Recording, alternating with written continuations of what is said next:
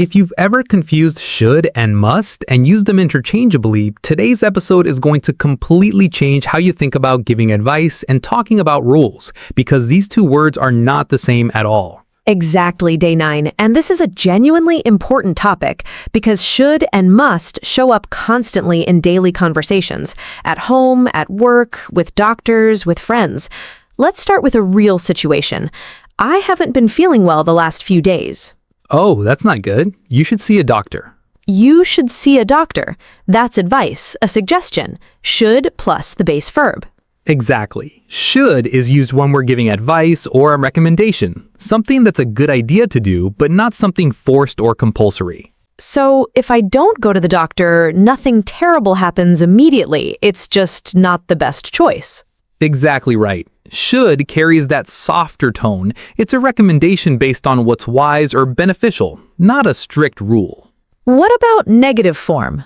We add not after should. You should not skip meals, or shortened, you shouldn't skip meals. And questions? Move should to the front. Should I see a doctor? Should we cancel the trip? Let me try.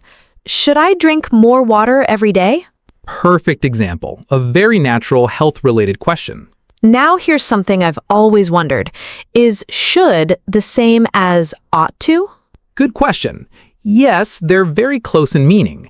You should exercise daily and you ought to exercise daily mean almost the same thing. The difference is that ought to sounds slightly more formal and is used less often in casual daily speech. Should is far more common in everyday conversation. Oh, so in normal daily talk, should is the safer, more natural choice. Exactly. Ought to, you'll see more in writing or formal speech, but for spoken English, stick with should. It sounds more natural. Got it. Now, what about must? How is it different?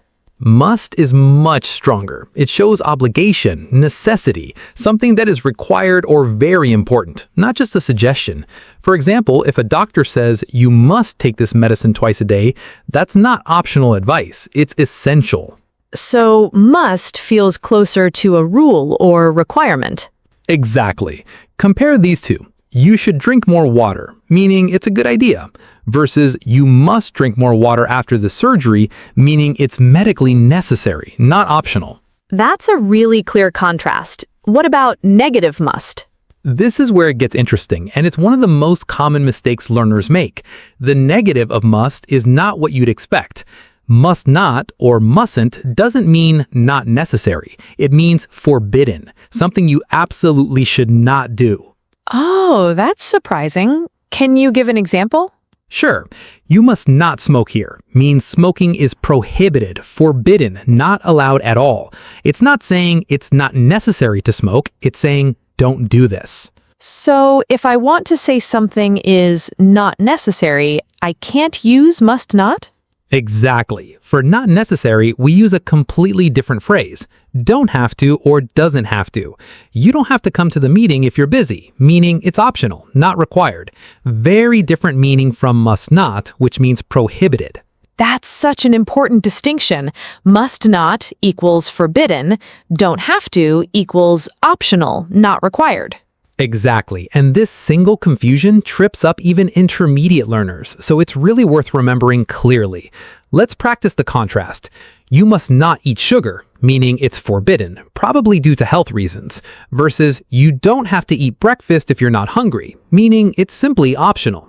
Got it. Completely different meanings, even though both involve must and have to. Exactly. Now, let's talk about another major use of must, logical deduction, or making a confident guess based on evidence. What does that mean exactly? For example, if you see someone yawning constantly and rubbing their eyes, you might say, he must be tired. You're not saying he's obligated to be tired. You're making a strong, confident guess based on what you observe. Oh, so it's like a conclusion, not an obligation at all. Exactly right. Completely different meaning from obligation. You must finish this today is obligation.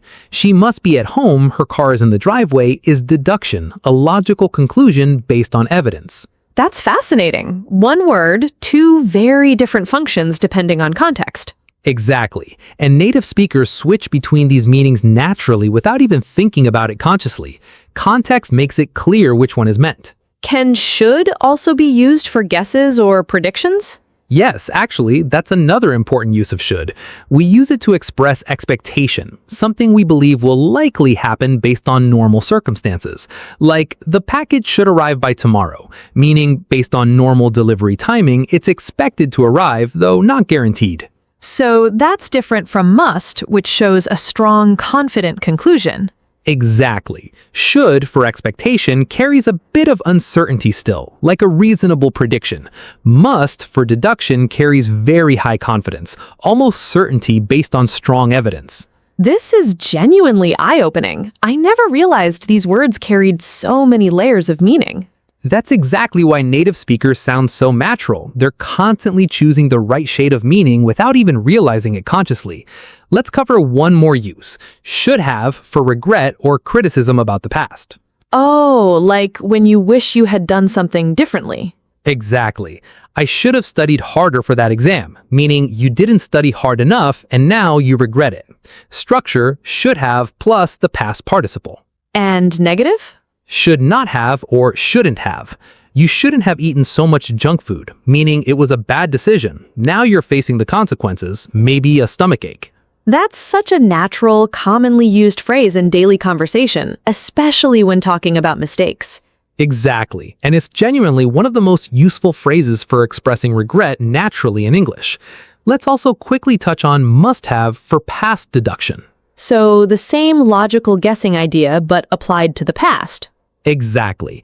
He must have left already. His car isn't here. A confident guess about something that already happened based on evidence you see now. This is a lot to take in, but it's making so much sense when connected to real situations like this. That's the goal. Grammar makes sense when it's tied to real meaning, not just memorized as isolated rules. Let's summarize quickly before our practice round. Sure. Should is used for advice or recommendations. You should see a doctor. It's also used for expectation. The package should arrive tomorrow, and should have plus past participle for regret about the past. I should have studied harder for that exam. Negative, should not or shouldn't have. Ought to is a more formal alternative to should, but should is more natural in everyday spoken English. Must is used for strong obligation or necessity. You must take this medicine. It's also used for logical deduction in the present, a confident guess. He must be tired, and must have plus past participle for deduction about the past. He must have left already. And the most important rule to remember, must not or mustn't means forbidden, prohibited, not unnecessary. For something that's simply optional or not required, we use don't have to or doesn't have to instead. That distinction alone probably prevents the most confusion between these two modals in real conversations. Now it's your turn to practice. In the comments below, write 3 sentences, one giving advice using should, one showing obligation using must, and one showing the difference between must not and don't have to. We'll be reading your comments, so go ahead and write below. This was a dense lesson, so take your time reviewing it if needed. Maybe even rewatch the must not versus don't have to part specifically. That's it for day 9. Tomorrow, we're covering have to and need to, another closely related pair, along with their negative forms, don't have to and needn't. So stay subscribed, keep your notifications on. Tomorrow builds directly on today's lesson. See you tomorrow, guys. Keep practicing, keep speaking. Bye for now.